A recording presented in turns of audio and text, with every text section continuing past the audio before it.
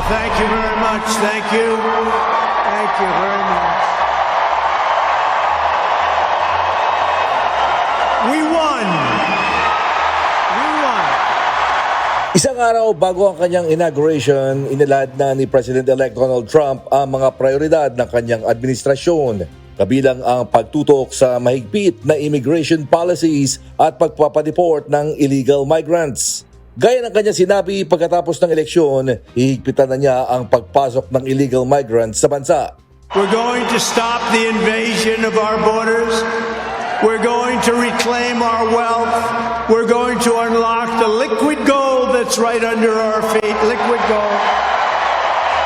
We're going to bring back law and order to our cities.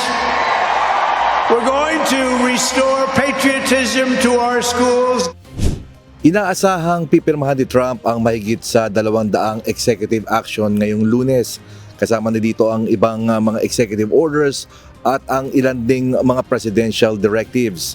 Isa sa mga pinaplanong ipatupad ay ang pagpapatayo ng missile defense shield sa buong US, bagamat walang detalyeng inilahad kung paano ito ipatutupad.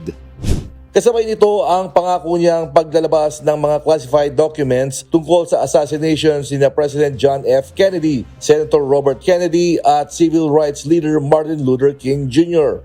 Samantala, bumisita naman si President Joe Biden sa Charleston, South Carolina para sa pagdiriwang ng Martin Luther King Jr. Day, isang araw bago ang inauguration ni Trump. Sa kanyang mensahe, sinabi nito na hindi dapat mawala ng pag-asa ang mamamayan na may maganda pang hinaharap ang bansa. We must hold on to hope.